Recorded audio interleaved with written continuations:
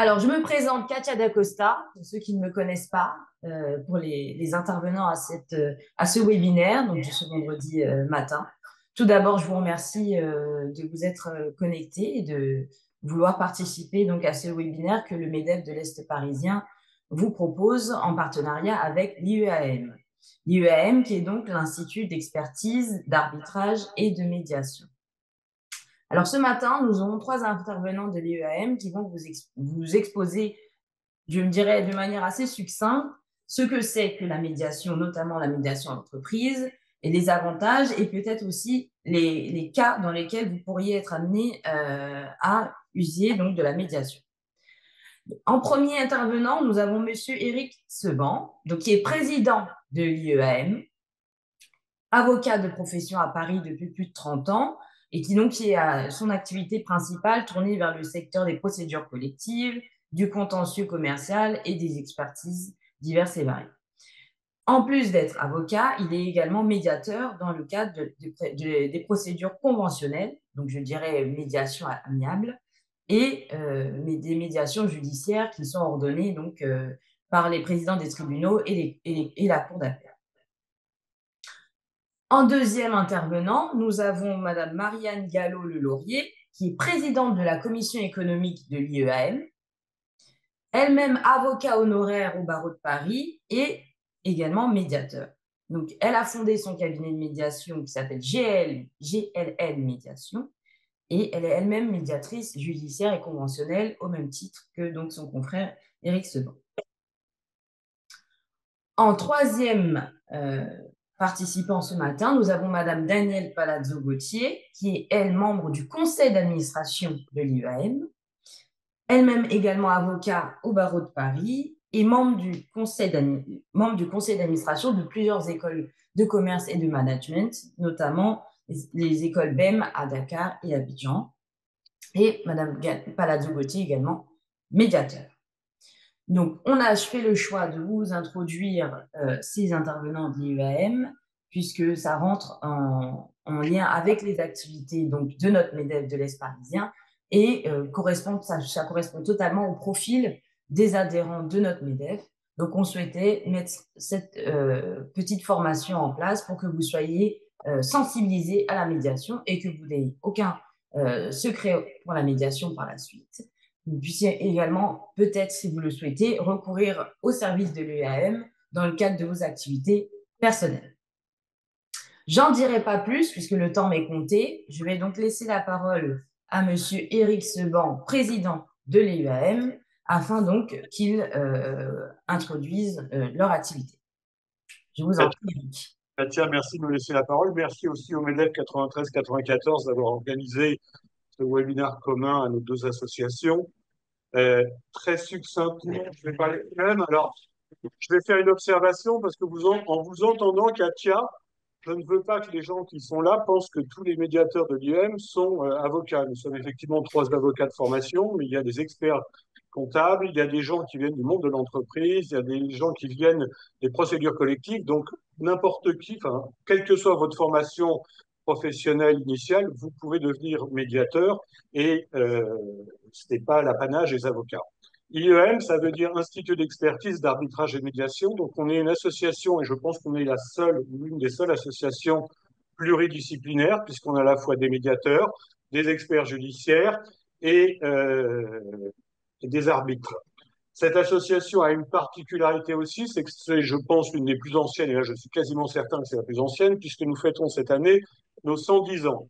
Nous sommes membres du Conseil national de la médiation, puisque le garde des Sceaux a créé en 2023 ce conseil et a fait le choix de 9 associations, parmi les 9 associations l'IEM, et j'ai la chance de siéger avec l'ancienne présidente au sein de ce conseil.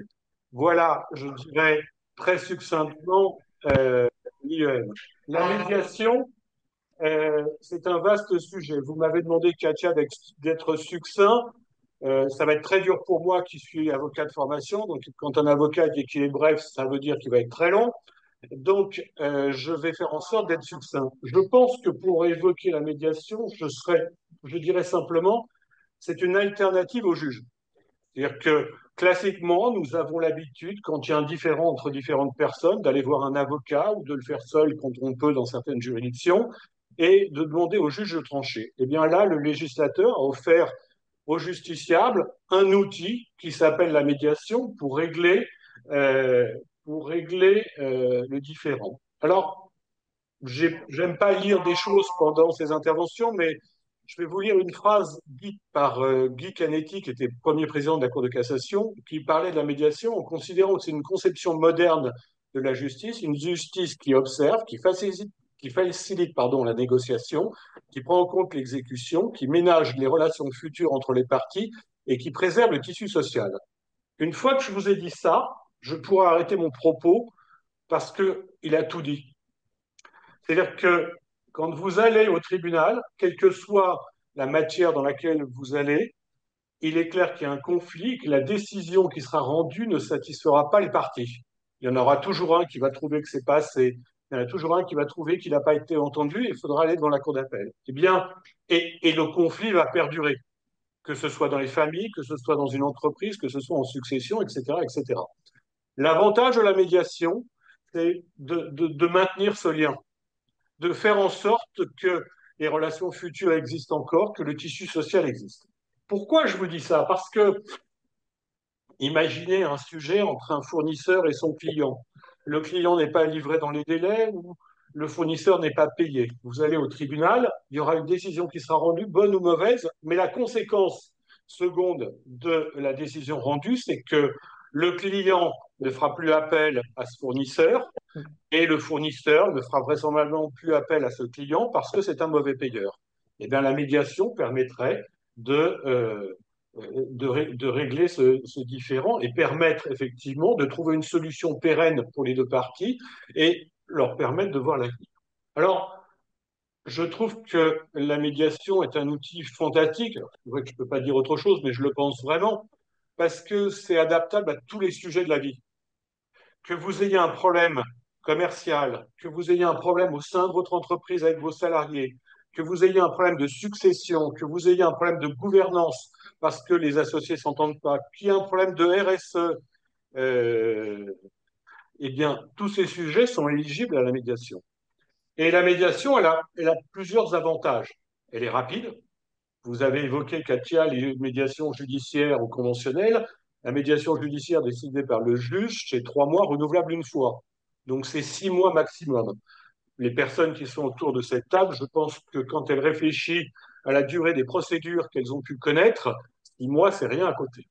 Si vous êtes en médiation conventionnelle, le délai est un peu plus long, mais d'expérience, je pense qu'il faut adapter le même délai et considérer qu'au bout de 6 mois ou 7 mois, s'il n'y a pas d'accord qui a été trouvé, euh, il faut, euh, il faut passer à autre chose.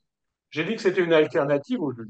Donc, ça veut dire que vous pouvez très bien aller devant le juge, vous pouvez très bien demander à un juge de trancher vos litiges, mais vous pouvez aussi faire le choix de demander à un médiateur de trancher les litiges, soit de manière judiciaire, comme je viens de le dire, soit de manière conventionnelle. La convention, ça veut dire quoi? Qu'il y a un contrat pardon, qui vous lie.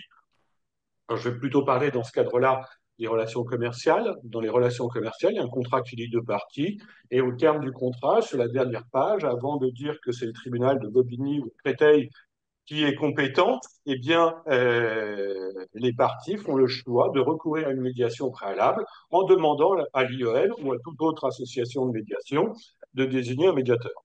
Vous avez une autre solution qui vous est ouverte aussi, c'est d'appeler l'IEM en disant, voilà, j'ai un conflit avec mon associé, je voudrais que vous me désigniez un, euh, un médiateur. J'ai oublié de vous dire tout à l'heure sur l'IEM, et ça me paraît assez important, nous sommes 200 membres.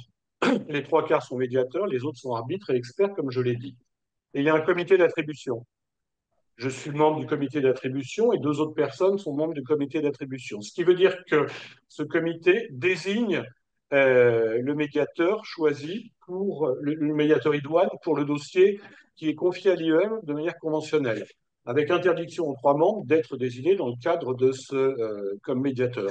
Donc, on a une pluralité de médiateurs au sein de l'IEM, on a une pluralité de médiateurs avec des formations et des connaissances différentes qui peuvent s'adapter au dossier de chacun. Et que vous dire de plus, puisque je dois être succinct? Si je vais répondre à une question qui n'a pas encore été posée, mais qui va vraisemblablement être posée. On va nous dire, oui, c'est bien gentil votre médiation, mais moi, je suis déjà allé au tribunal de commerce de Créteil ou à Bobigny, j'ai fait une conciliation, c'est gratuit, et c'était quand même plus sympa d'avoir quelque chose de gratuit que quelque chose de payant, puisque la médiation est payante. Alors oui, la médiation est payante, mais elle ne se passe pas dans les locaux du tribunal. Et je pense que sortir le différend du tribunal, même si ça peut paraître symbolique ou anecdotique, c'est super important. Deux, le médiateur ne prend pas parti. Le médiateur est là pour écouter les parties et en fonction de ce que les parties vont dire, il va les aider à dialoguer et à trouver une solution pérenne. Alors, j'en ai terminé pour cette partie succincte, très générale. Je laisse la parole à Marianne et à Daniel pour des cas plus précis. Et bien évidemment, je reste à votre disposition pour des questions ultérieurement. Merci beaucoup, Eric. Alors, Marianne Gallo-Laurier, je vous en prie, la parole est à vous. Alors, bonjour à tous et un grand merci aux organisateurs de ce webinaire qui m'ont invité et qui me permettent aujourd'hui donc d'être devant vous et de parler devant vous de la médiation. Alors, nous assistons tous aujourd'hui, avocats, magistrats, acteurs du monde économique, à une véritable révolution dans la façon de traiter les litiges et ça dans tous les domaines. Moi aussi, je vais citer un haut magistrat qui, l'autre jour, à l'École nationale de la magistrature, disait à ses étudiants, la révolution de l'amiable est en marche. Donc, la médiation, aujourd'hui, c'est un processus essentiel qu'il faut connaître pour traiter les litiges inter- et intra-entreprises. Alors, je vais vous dire quelques mots, moi aussi succincts, du cadre de la médiation, de son déroulement, de ses avantages, bien consciente que je n'apprendrai pas grand-chose aux médiateurs qui se trouvent ici parmi nous. La médiation, c'est quoi? Eric vient de le dire, c'est un processus par lequel une ou plusieurs parties tentent de parvenir à un accord en vue d'une résolution amiable de leurs différends avec l'aide d'un tiers qui s'appelle le médiateur, qui est choisi par elle ou qui est désigné par le juge saisi du litige. Alors, la médiation s'inscrit dans le Code de procédure civile dans ce qu'on appelle les MARD, c'est-à-dire les modes alternatifs de règlement des différends. Il y en a trois qui sont cités. Eric vient d'en parler. La procédure participative, la conciliation et la médiation. La procédure participative, qui est assez peu d'ailleurs utilisée, consiste à ce que les parties signent une convention dans laquelle il est indiqué qu'ils vont faire tous leurs efforts pour se mettre d'accord. Il n'y a pas d'intervention de tiers. La conciliation, en réalité, Eric aussi vient d'en parler, s'apparente effectivement à la médiation, mais le conciliateur n'a pas tout à fait le même rôle parce qu'il a un rôle plus directif, il donne des avis, il propose des solutions, ce qui n'est pas le cas du médiateur. Alors, je voudrais aussi qu'on sache bien que l'arbitrage ne fait pas partie des modes alternatifs de règlement des différends. L'arbitrage, tout le monde le sait, c'est une justice payante et privée que les parties choisissent pour ne pas aller devant les tribunaux judiciaires.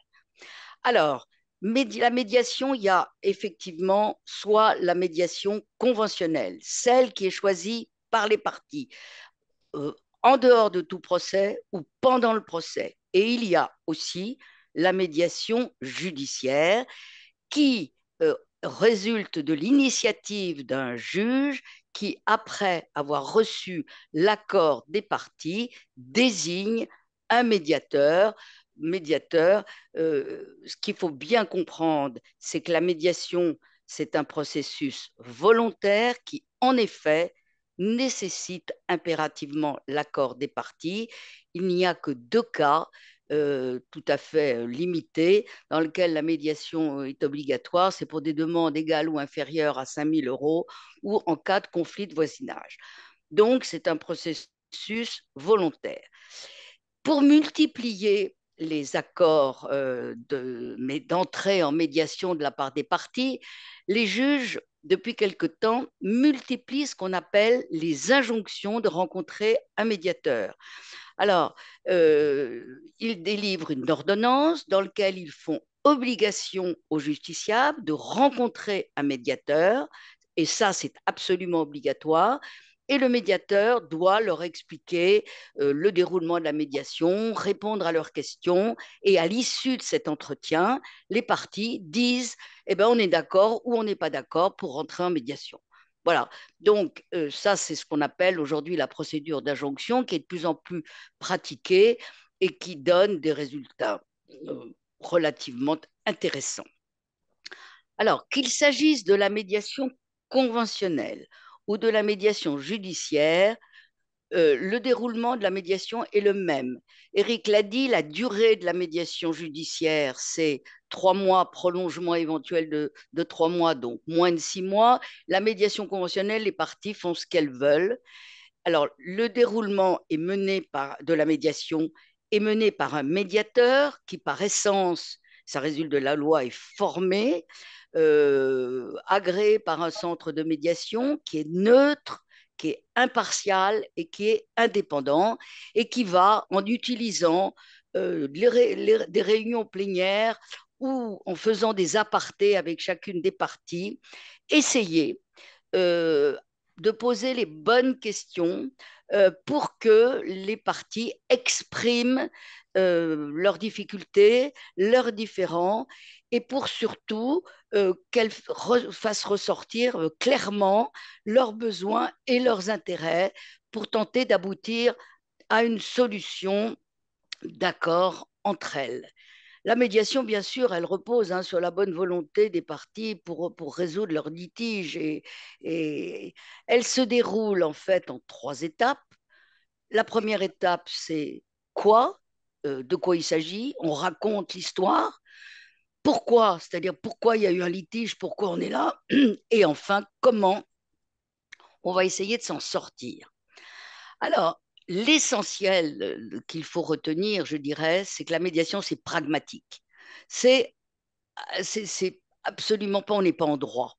On est pragmatique, c'est beaucoup plus souple que le contentieux. On essaye de trouver des formules d'accord, étant entendu qu'il faut aussi avoir bien conscience qu'il y a 2 principes qui gouvernent la médiation, le principe du non contradictoire et le principe de la confidentialité. Le non contradictoire, ça veut dire que les parties peuvent échanger avec le médiateur directement, sans avoir besoin d'expliquer à l'autre ce qu'elles disent, ni les pièces qu'elles communiquent. C'est très différent du contentieux. On sait qu'en contentieux, tout est contradictoire. On doit monter à l'adversaire ce qu'on montre au juge. Là, absolument pas. Le médiateur, il peut prendre contact avec une des parties sans en référer à l'autre. Une des parties peut dire confidentiellement des choses au médiateur sans en référer. Bref, principe du non contradictoire très différent du contentieux. Et surtout, le principe de la confidentialité. La confidentialité, ça veut dire que tout ce qui va se passer en médiation est confidentiel et que en aucune façon une pièce communiquée ou des propos ou des propositions faites ne pourront, si la médiation ne devait pas réussir et qu'on revenait en contentieux, pouvoir être utilisées postérieurement devant le juge. Tout est absolument confidentiel. Le médiateur, la loi lui dit bien qu'il est tenu par la confidentialité, les avocats sont tenus par le secret professionnel et les parties signent des engagements de confidentialité. Voilà, alors souvent en médiation, le plus souvent d'ailleurs, les parties sont accompagnées par leurs avocats et là je souligne le rôle des avocats. Le rôle des avocats est évidemment primordial pour que la médiation aboutisse parce que les justiciables sont accompagnés bien sûr par des avocats dans lesquels ils ont confiance et l'avocat doit non pas avoir une vision à court terme de la situation, mais beaucoup plus une vision large pour comprendre l'intérêt définitif et l'objectif suivi par son client sans guerroyer de façon quelquefois un peu inutile. Alors, lorsqu'on est en procédure, la médiation suspend la procédure. Et donc, si tout va bien, si on a réussi avec les différentes réunions à trouver des solutions. Un protocole est signé, bien sûr. Les avocats font un protocole d'accord. Normalement, le médiateur ne figure pas dans ce protocole d'accord fait par les avocats. Si toutefois le médiateur se trouvait impliqué dans le protocole d'accord, à ce moment-là, ça serait un acte d'avocat qui pourrait d'ailleurs être contresigné par le greffe. Et la dernière possibilité aussi qui reste au justiciable en cas de protocole, c'est éventuellement de faire homologuer par le tribunal. Voilà. Alors, je vais être relativement rapide parce que sur les avantages de la médiation, puisque Eric en a déjà dit un mot. Mais je voudrais vous dire quand même une chose, c'est que la médiation, elle a non seulement pour intérêt de régler les différends, mais je vais vous expliquer comment, mais aussi de les éviter. Alors, régler les différends, Eric vous l'a dit, rapidité, c'est indiscutable, la souplesse du processus, le coût modéré par rapport à un coût de contentieux, une solution complètement maîtrisée par les parties, c'est-à-dire qui n'est pas imposée par un tiers, et ça c'est très satisfaisant pour les parties, parce que même quelquefois quand on gagne, on n'est pas forcément, la partie n'est pas forcément totalement satisfaite de l'arrêt ou du jugement qui sera rendu. Donc là, c'est totalement maîtrisé par les parties. La confidentialité qui fait que les relations commerciales sont beaucoup moins perturbées et qu'elles peuvent donc se poursuivre malgré ce différend qui aura eu lieu. Et donc la réduction évidente des risques judiciaires que nous connaissons tous. J'ai été avocat suffisamment longtemps pour savoir qu'on peut gagner des affaires ingagnables et perdre des affaires imperdables. Donc, ça, c'est effectivement l'intérêt de la médiation pour régler les différends. Mais il y a un autre intérêt, c'est que la médiation peut aussi les éviter, les différends. Et là, ça s'appelle la médiation de projet. Et la médiation de projet, c'est quoi? C'est lorsque l'entreprise met en place un projet plus ou moins important, eh bien, elle peut justement faire appel à un médiateur qui va, pourquoi? Pour réunir en amont toutes les parties prenantes de ce projet afin d'éviter des blocages ou des conflits, des explosions postérieures. L'entreprise est le lieu, évidemment, où on se met en place un grand nombre de projets plus ou moins importants. Et donc, il faut que ce projet fonctionne. Et donc, pour que ce projet fonctionne, et c'est ça l'intérêt de la médiation de projet, si un médiateur indépendant réunit toutes les parties prenantes de ce projet pour justement que chacun puisse exposer son point de vue, ses craintes, ses peurs, ses colères même, eh bien, il va y avoir plus de chances que ce projet aboutisse. Alors, par exemple, dans des grands projets, je vous donne deux, trois exemples. La rénovation, par exemple, d'un quartier, eh ben, un médiateur indépendant peut organiser des réunions avec la municipalité, les urbanismes, les riverains, pour prendre en compte leurs intérêts, leurs besoins.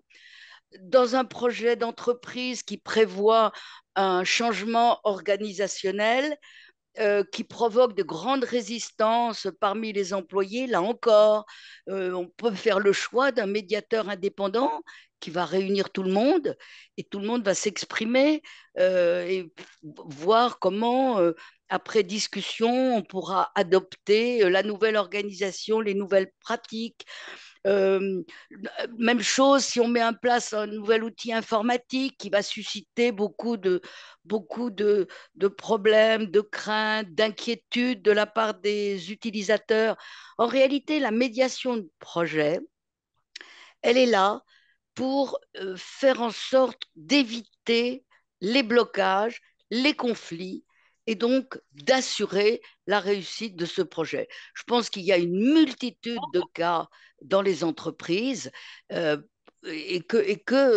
c'est vrai que c'est un processus qui est encore euh, finalement relativement peu utilisé et qui peut être mis en œuvre parce que je pense qu'il a un très très grand intérêt puisqu'il va éviter justement des explosions et des conflits.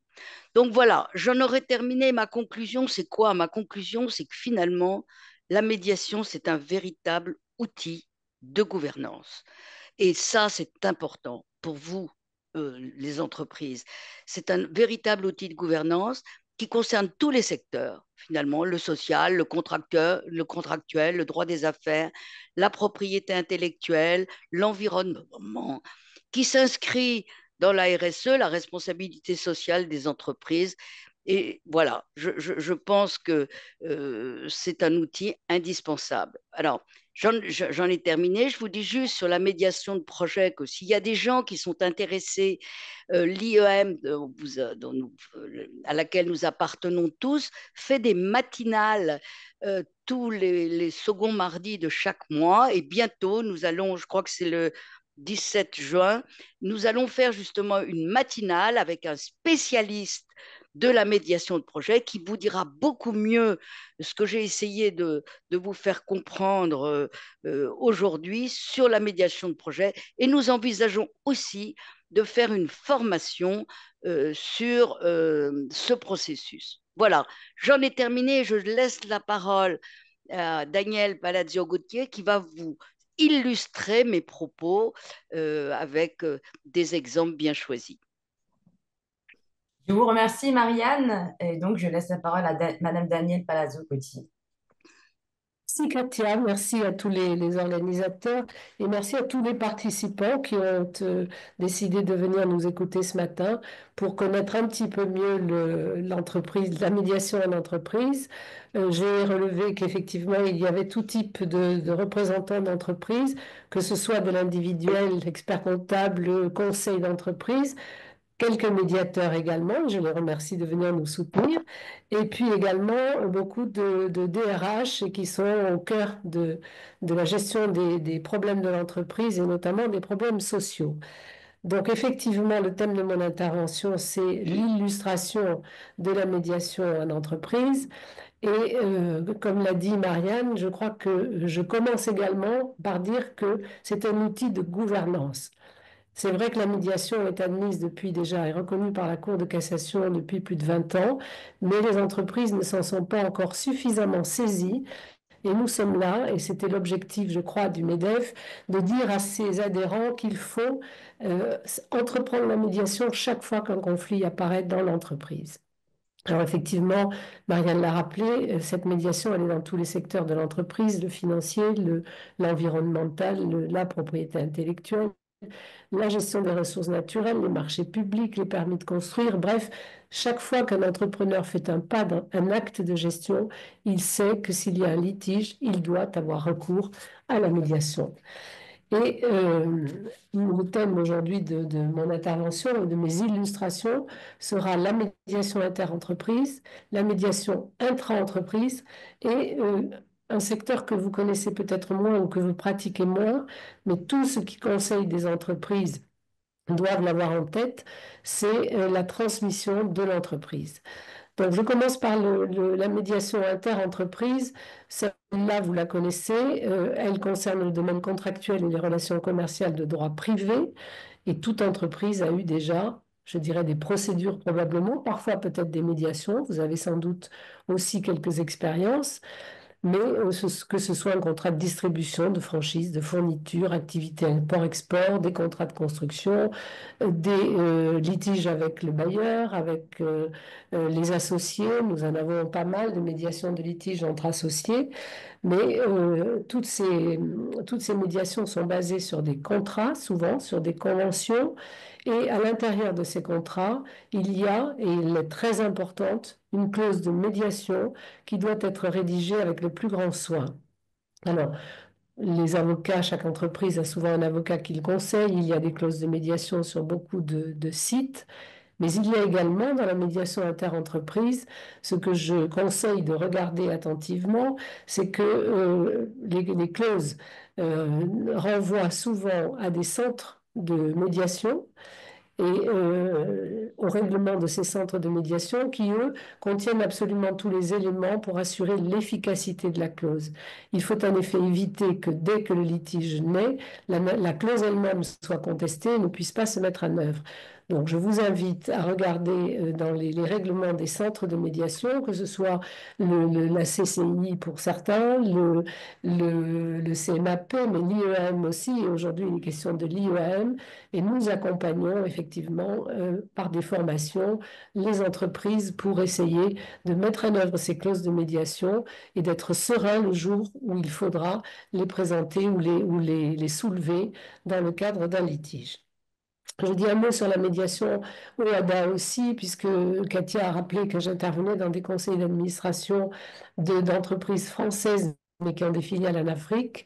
La médiation n'est pas que franco-française, elle est aussi utilisée à l'international, que ce soit par des organismes tels que le CIRDI, dont le siège est à Washington pour les très grandes entreprises. J'ai vu qu'il y avait aussi de grosses PME aujourd'hui, mais également en Afrique, où l'Afrique s'est dotée d'une organisation qui s'appelle l'OADA, qui est l'harmonisation du droit des affaires, et qui, pour sécuriser les affaires, a mis en place un droit commun pratiqué par 17 pays qui ont adhéré à cette organisation.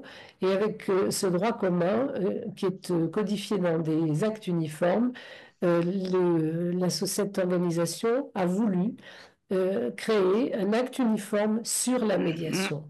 Et la médiation est aujourd'hui donc un mode essentiel de règlement des conflits dans les investissements des entreprises françaises ou autres en Afrique.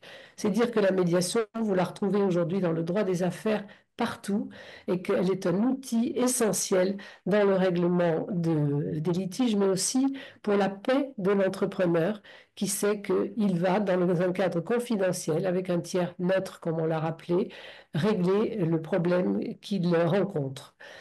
Ce qui est important, et on vous l'a dit, mais je pense qu'il est important de le redire, c'est que le médiateur se porte toujours ses efforts sur les besoins des entreprises et pas forcément sur les droits.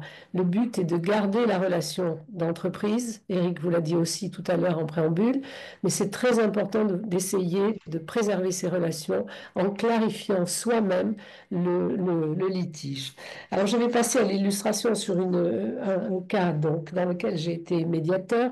C'est un cas de droit de la construction. Une PME relativement importante décide de faire, qui a des ateliers un petit peu à l'extérieur de Paris et son siège social, décide de rapprocher le siège social des centres d'affaires et de s'installer d'un parc proche de Paris. Il achète un terrain, c'est une grosse entreprise, il achète un terrain et il décide de faire construire ses bureaux et de transférer tout l'encadrement, tout le personnel dirigeant dans ses bureaux. Il le contracte avec un architecte, avec des entreprises, avec des sous-traitants, entreprises générales, bureaux d'études, sous-traitants. Et puis le chantier se déroule sans grande difficulté. Nous ne sommes pas dans la médiation de projet, mais elle pourrait avoir sa place dans ce type de projet. La réception est prononcée. L'année de parfait achèvement se déroule sans gros problème non plus, et ils sont réglés, les problèmes mineurs. Et puis, alors que nous entrons dans la période décennale, un gros sinistre survient d'infiltration sur les bâtiments, d'infiltration très lourde. Très lourde au point qu'elles obligent l'entrepreneur qui avait déjà déménagé tous ses bureaux dans ses nouveaux locaux, est obligé de rapatrier une partie des salariés dans les anciens bureaux, de bâcher une partie de son bâtiment et ne voyant qu'il n'a pas de solution, il assigne devant le tribunal. L'assignation, évidemment, prend du temps. Il faut assigner toutes les parties. Elles sont au nombre plus de 15. Et il faut mettre en cause les assureurs. Donc la procédure prend du temps. On demande une expertise et le tribunal en référé désigne un expert. Cet expert, qui n'a qui évidemment doit lui aussi regarder quels sont les assureurs, convoquer tout le monde, organiser ses réunions en fonction des disponibilités des parties, va mettre 3 ans pour déposer son rapport. Un rapport de 250 pages qui, dans 4 ans plus tard, va atterrir devant le bureau du juge avec les conclusions de reprise d'instance après dépôt du rapport d'expertise des avocats. Et le juge qui voit la complexité du dossier, le nombre de parties, a l'idée de proposer une médiation. Les parties acceptent toute cette médiation et je suis donc désignée dans ce cadre-là. Alors, une médiation dans laquelle vous avez 15 parties, plus les assureurs, plus les avocats, c'est effectivement une médiation lourde et un rapport d'expertise de 250 pages. Je précise que le médiateur n'a pas l'obligation de lire les pièces. Il doit effectivement, au travers des réunions individuelles et plénières, s'informer sur la nature du litige, bien le comprendre, mais dans la mesure où il ne prend pas parti, les conclusions, les points de vue des avocats et les demandes des avocats ne sont pas essentiels dans le processus de médiation. Donc, pour éviter d'avoir à me plonger dans le rapport d'expertise, je décide de commencer par des réunions individuelles et avec les outils que nous avons, médiateurs, puisque nous sommes formés à ces techniques de médiation, je reçois individuellement, parfois en visio, parce que 15 réunions individuelles en présentiel, c'est lourd. Donc je reçois en visio un certain nombre ou la totalité d'ailleurs des participants à la procédure. Et je comprends qu'il y a des blocs d'intervenants, que certains ont leurs sous-traitants, ont travaillé avec des fabricants ou avec des fournisseurs. Et en fonction de ces blocs, je décide effectivement de les faire réfléchir ensemble et nous travaillons ensemble pour voir quelle est la responsabilité qu'ils admettent, qu'est-ce qu'ils sont prêts à faire. J'ajoute qu'aucune des parties n'est contente du rapport de l'expert. Et ce qui peut arriver en judiciaire, c'est que à partir d'un rapport d'expert, le juge homologue ce rapport et que personne ne soit content. En l'occurrence, personne n'est content, mais nous allons essayer de bâtir notre solution, notre accord de médiation. À l'issue de ces réunions individuelles, je comprends bien le sujet, les parties m'ont fait part du déroulement du chantier, des problèmes qu'elles avaient eus, pourquoi il semble qu'il y ait ces sinistres, et nous faisons des réunions plénières. Les réunions plénières permettent aux assureurs aussi de venir faire connaître leur position. Chacun fait un pas. Nous travaillons parfois avec des apartés au cours des réunions plénières, soit parce que certains avocats veulent réfléchir avec leurs clients sur des avancées en cours de réunions plénières. Ces réunions plénières durent en général 3 à 4 heures. Au-delà, on est fatigué, et puis tout est dit, et les parties ont besoin de réfléchir. Mais j'organiserai dans ce dossier 4 réunions plénières, et au terme d'environ 8 mois, et 4 réunions plénières et une réunion individuelle avec chacune des parties, eh bien, nous trouverons cet accord de médiation, ou plus exactement, les parties excusez-moi, je suis très enrhumée, les parties trouveront leur accord qu'elles rédigeront elles-mêmes avec leurs avocats et nous mettrons un terme à cette procédure qui a duré près de 5 ans, dans lequel la médiation aura duré 8 mois, aura coûté en frais de médiation peut-être 10 à 12 000 euros, là où nous en étions à 50 000 de frais divers d'avocats ou d'experts lorsque la médiation a commencé. Donc c'est pour vous dire que concrètement, la médiation peut jouer un grand rôle parce que pendant cette période, l'entrepreneur se sent pris en charge et sait qu'une solution va en principe être trouvée. Si ça échoue, bien sûr, les parties reviendront devant le tribunal. Mais je crois qu'Éric ne l'a pas dit, mais il y a quand même un taux actuellement de souvent entre 80 et 90% de réussite dans les médiations et dans certains secteurs d'activité, près de 100%. Donc je crois que c'est vraiment un outil de gouvernance dont il faut s'emparer dans la relation inter-entreprise.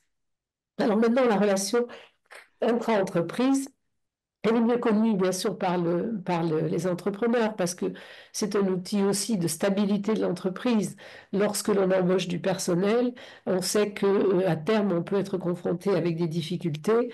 Et aujourd'hui, elles sont nombreuses dans l'entreprise, que ce soit les dysfonctionnements de l'équipe, la dégradation de la santé physique, morale des salariés, ce qu'on appelle aujourd'hui le malaise au travail, qui oblige à mobiliser des acteurs, la médecine du travail, les syndicats, et qui peut avoir des suites judiciaires de conseils de prud'homme ou même des plaintes pour harcèlement, excusez-moi, et, également des arrêts maladie, des licenciements, des démissions, bref, c'est la vie de l'entreprise, la vie au quotidien qui est impactée. Alors, j'ai parlé tout à l'heure des clauses de médiation en matière de relations inter-entreprises dans les contrats. Mais aujourd'hui, certains entrepreneurs audacieux mettent ces clauses de médiation aussi dans des contrats avec leurs salariés. Et quand on embauche et qu'on a une clause de médiation dans un contrat, il me semble que c'est un signe, c'est une petite pierre blanche dans un jardin qui est donnée aux salariés qui voient que si l'entrepreneur envisage la médiation, c'est qu'il va peut-être le considérer, avoir envie de trouver des solutions amiables et non contentieuses, et que c'est un geste d'accueil pour un investissement du salarié dans l'entreprise. Donc il faut y penser, clause de médiation dans les contrats de travail. Plus que dans les autres secteurs, je pense que dans la médiation intra-entreprise, le caractère volontaire et la liberté d'entrer en médiation doivent être soulignés. Parce qu'effectivement, dans une entreprise, lorsqu'il y a un désaccord, soit dans un groupe, une équipe, ou qu'il y a un précontentieux qui apparaît, il est important de se dire, j'ai envie de le résoudre, euh, et j'ai la volonté d'entrer en médiation, mais j'ai aussi la liberté d'en sortir. Donc, je vais passer à un exemple, à l'illustration, parce qu'elle est concrète et que vous verrez comment on peut l'utiliser. On vous a dit qu'elle rétablissait les relations entre les parties. Il est clair qu'avec la confidentialité, avec la confiance qui peut être donnée aux salariés de s'exprimer à l'intérieur de la médiation, les relations peuvent être restaurées et chacun peut pouvoir, beaucoup mieux que devant un tribunal, les parties vont s'exprimer et s'exprimer sur leur souffrance au travail, sur leur incompréhension dans les équipes ou avec la hiérarchie. Et ces litiges qui apparaissent en intra-entreprise sont souvent très invalidants pour le fonctionnement de l'entreprise et source de nombreux soucis pour l'encadrement et le chef d'entreprise lui-même, quelle que soit la taille de l'entreprise. Dans mon illustration, c'est un dossier dans lequel je ne suis pas médiateur, mais je suis le conseil de l'entreprise. L'entrepreneur me dit que son directeur financier c'est une PME, et l'entrepreneur m'explique que le directeur financier a un conflit important avec son aide comptable. L'aide comptable se plaint de harcèlement, d'incompréhension, elle dit que le directeur financier, quand il la croise dans les couloirs, est condescendant, qu'il ne s'intéresse pas à elle, qu'elle fait tout ce qu'elle peut, qu'elle est fatiguée. Elle a déjà pris plusieurs arrêts maladie, elle a pris un avocat et elle se sent incomprise dans son travail. Elle dit qu'elle reçoit des mails à 11 heures le soir, qu'on lui demande dans des délais insupportables de remettre des documents à son directeur financier. Le directeur financier, quant à lui, dit qu'elle n'est pas loyale, qu'elle ne fait pas son travail, qu'elle a trop d'arrêts maladie, qu'elle s'écoute beaucoup, qu'elle est fragile et que c'est très difficile de travailler avec elle. Alors, je propose à mon client la médiation. En lui disant, écoutez, elle a un avocat, nous pouvons peut-être contacter cet avocat et avancer sur une médiation qui évitera de perturber l'entreprise et l'encadrement. On va la circonscrire aux personnes concernées et on va essayer de régler, d'apaiser cette relation et de régler ce litige. L'entrepreneur me donne son accord. Je contacte l'avocat de cette salariée qui accepte la médiation et nous faisons une convention. Nous entrons en médiation. Elle avait menacé, je l'ai dit, de saisir le prud'homme et de déposer une plainte pour harcèlement. Donc nous entrons en médiation dans un climat un peu tendu. Je reçois les parties séparément un entretien individuel. Pardon, non, je ne suis pas médiateur. Nous choisissons un médiateur sur la liste de la Cour d'appel de Paris. Et le médiateur nous convoque, organise d'abord des réunions individuelles entend les parties, nous expliquons, moi je suis du côté du directeur financier, nous expliquons le point de vue du directeur financier qui dit effectivement, bon, peut-être que je n'ai pas assez pris conscience du fait que elle a eu des soucis de santé, que parfois elle est plus lente, etc. Mais néanmoins, il maintient sa position. Puis, elle fait la réunion individuelle avec la salariée qui explique sa souffrance et l'injustice qui lui est faite selon elle. Et nous nous retrouvons en réunion plénière. Le médiateur organisera 4 réunions plénières et au cours de ces réunions plénières, il va se passer des choses extraordinaires. Et c'est pour ça que la médiation intra-entreprise est vraiment quelque chose d'important à prendre en compte. C'est que dans le contexte et avec le processus initié par le médiateur, l'écoute, la bienveillance, la facilitation de la parole, cette salariée va pouvoir confier toute sa souffrance, y compris dire des petites choses qui l'ont blessée dans le comportement, dans le regard du directeur financier, dans le travail, la façon dont le travail lui est demandé, dans les délais qui lui sont donnés. Elle va exprimer toute sa souffrance avec beaucoup de naturel, de pudeur et de vérité. Et ce ton va toucher le directeur financier qui lui-même va reconnaître que ben, il est surchargé de travail et que donc il ne prête pas attention à la personne elle-même dans l'entreprise, mais qu'il est conscient de tout ce qui s'est passé et qu'il veut bien non seulement la conserver, mais essayer de trouver une solution qui améliore les conditions de travail de cette salariée. Encore une fois, cette médiation est confidentielle, donc tout ce qui est dit en présence du médiateur par les parties ne va pas remonter à la hiérarchie si les parties ne le veulent pas, ce qui fait que le chef d'entreprise n'est pas impacté, il est en dehors, ça se déroule dans une bulle à l'intérieur de l'entreprise, mais entre les parties concernées, et il n'y a pas cette menace d'intervention des syndicats, de la procédure, des plaintes qui va circuler dans les couloirs de la direction et de l'entreprise. Et au bout de 3 mois, le litige est réglé. Le médiateur a travaillé assez rapidement, nous a réunis, nous nous sommes rendus disponibles. Et la salariée qui s'est vue proposer de rester dans l'entreprise va refuser, va demander à partir, mais elle partira apaisée, avec effectivement une indemnisation sur laquelle elle n'a pas fait de difficulté, parce qu'elle a expliqué qu'en réalité, ce qui était important pour elle, c'était sa dignité, et qu'elle voulait être entendue sur ses conditions de travail, et qu'elle avait le sentiment que ça avait été fait, qu'elle remerciait le directeur financier, mais qu'elle partait avec une confiance retrouvée et l'envie d'aller s'exprimer ailleurs. Donc c'est une illustration dans l'entreprise que chacun doit avoir en tête pour essayer de, même si on est tous surchargés, je pense, considérer le personnel et regarder s'il n'y a pas chaque fois une solution amiable qui peut être trouvée sans aller vers les conseils de prud'homme et à l'interne dans l'entreprise. Voilà pour cette illustration de la médiation intra-entreprise. Maintenant, un sujet que vous connaissez peut-être moins et qui est pourtant essentiel aussi, je pense, aujourd'hui, et notamment en France et dans les territoires, c'est la médiation dans la transmission de l'entreprise familiale. Vous le savez, la France a favorisé une forme de capitalisme à visage humain, je dirais. C'est-à-dire que aujourd'hui, dans les territoires, beaucoup d'entreprises ont été créées par des familles, et c'est ce qu'on appelle le capitalisme familial.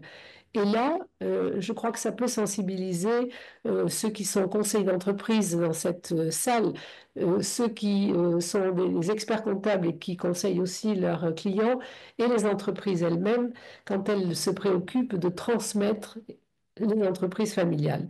Que ce soit une TPE, que ce soit une PME, que ce soit une ETI, que ce soit un grand groupe, nous avons tous des exemples d'entreprises familiales qui ont été créées par des grands-parents, arrière-grands-parents, qui depuis plusieurs générations font vivre confortablement les familles et qui un jour doivent être cédées. Alors c'est un sujet qui m'intéresse beaucoup et je vais vous exposer un cas là aussi parce que en général nous sommes les médiateurs sollicités par des notaires Pourquoi? Parce que le notaire, certes, le notaire rural, il a vocation à écouter la famille, mais le notaire parisien ou le notaire de grande ville, qui est très, très surchargé et qui se concentre sur la technique, n'est pas apte à je dirais, se mêler des relations familiales ou en tout cas d'essayer de les pacifier en prévision d'une transmission de patrimoine. Donc, les familles, quand il y a un enfant dans la famille, c'est assez facile de transmettre, mais quand il y en a plusieurs, c'est plus compliqué et il peut y avoir un péril pour l'entreprise à laquelle on est attaché depuis très longtemps. En l'occurrence, l'exemple que je vais vous exposer, vous présenter, c'est une entreprise, une PME qui travaille dans le secteur de la fabrication d'emballage. Le chef d'entreprise a 72 ans, il a trois enfants, c'est un dossier dans lequel je suis intervenue donc comme médiateur. Il a 72 ans, il a trois enfants. Le premier, l'aîné, a fait une école de commerce, une bonne école de commerce. Il est parti travailler dans d'autres entreprises de secteurs différents de ceux de sa famille et, euh, et il a acquis des expériences dans deux groupes. Et il est revenu dans l'entreprise familiale en expliquant à son père qu'il avait envie de lui succéder, il était porté par une motivation naturelle, qu'il avait vu ses grands-parents dans l'usine, qu'il avait vu son père dans l'usine, et que pour lui, il n'y avait pas d'autre issue que de reprendre ce flambeau, de le développer. Alors évidemment, il est plus jeune, il a une vision plus moderne de l'entreprise et il voudrait expérimenter des nouvelles choses dans cette entreprise le jour où il en prendra la direction. Donc son père l'écoute. Il y a un deuxième enfant qui est une fille. La fille a fait des études de communication et de gestion d'entreprise. Elle travaille aux côtés de son père à ce moment-là à la communication. Mais elle estime qu'elle a une place à prendre et qu'elle voudrait rester dans l'entreprise, non seulement au capital, mais aussi dans des fonctions d'encadrement. Et puis, il y a un troisième enfant. Le troisième est artiste. Il n'a pas fait d'études particulières, sinon un peu d'études d'école d'art. Mais il se dit que quand même, c'est une entreprise familiale, qu'il y a vu lui aussi toute sa famille, qu'il est venu y jouer quand il était petit et qu'il voudrait bien. C'est une entreprise d'emballage, donc il pense qu'il peut avoir aussi des idées sur le design et qu'il peut apporter quelque chose. Donc il voudrait bien rester au capital. Il sait que l'entreprise rapporte de l'argent et peut distribuer. Donc il voudrait rester, garder sa part de capital et être au board pour pouvoir, au conseil d'administration, donner son avis éventuellement si l'ANA ou si des sujets le concernent. Et il y a également un autre intervenant qui est un cadre qui a travaillé avec le père depuis de nombreuses années et qui exprime son envie de racheter quelques actions, d'entrer au capital et de rester dans l'entreprise. Donc le père évoque tout ça avec le notaire, envisage cette transmission et le notaire lui propose la médiation. Donc je suis saisie, convention de médiation, tout le monde accepte la médiation. Je reçois à ce moment-là le père en premier, ensuite les trois enfants dans des entretiens individuels et enfin le cadre. Je ferai d'ailleurs dans ce dossier beaucoup d'entretiens individuels parce que les enfants expriment des dissensions, des jalousies de l'enfance, la vision différente. Tous les conflits de l'enfance vont ressortir à ce moment-là en prévision d'une cohabitation future dans l'entreprise. Ils la veulent, ils s'aiment beaucoup, ils veulent réussir, ils veulent rester dans l'entreprise, mais ils n'ont pas les mêmes visions. Et avec les techniques que nous avons, beaucoup d'écoute, de bienveillance, je les amènerai à, je dirais, vider leur sac et arriver à mieux comprendre au fond qu'est-ce qui les a blessés, mais qu'est-ce qu'ils veulent et qu'est-ce qu'ils veulent partager dans le futur et faire honneur à leurs ancêtres qui ont créé cette entreprise. Le cadre sera reçu à part dans un premier temps, et ensuite je ferai une réunion plénière partielle avec uniquement les membres de la famille, le père et les enfants. Le père va être extraordinaire aussi, il va les écouter, il va les encourager, il va les rassurer. Et c'est une médiation qui prendra 8 mois. Mais au terme de ces 8 mois, tout a été dit, les choses sont extrêmement claires. Le salarié cadre ne rentrera pas au capital, mais sera rassuré par son statut et par des avantages de sortie s'il souhaite ne pas rester dans l'entreprise. Et tout le monde sera effectivement prêt à se retrouver devant le notaire. Donc à ce moment-là, un rendez-vous aura lieu avec le notaire sur la partie technique et je les laisserai ensuite, la médiation étant terminée, pour la transmission elle-même. Donc je crois que petite, moyenne, grande entreprise familiale, il faut y penser, le rôle du médiateur pour pacifier, pour préparer la transmission de l'entreprise. J'ai beaucoup parlé, je m'en excuse. Merci à tous les participants à ce webinaire. Je remercie Éric Seban, Marianne Diallo-Laurier et Daniel Palazzo, donc, qui ont été les intervenants pour le compte de l'IEAM, en espérant qu'ils vous en auront appris un peu plus sur la médiation ou qu'ils vous auront peut-être confirmé ce que vous pensiez déjà. Je remercie donc aussi l'équipe du MEDEF, Solène Chémol, qui est notre chargée des relations institutionnelles. Merci encore à vous et pour le compte donc, du MEDEF de l'Est parisien, je vous dis donc à très bientôt. Bonne fin de journée et bon week-end.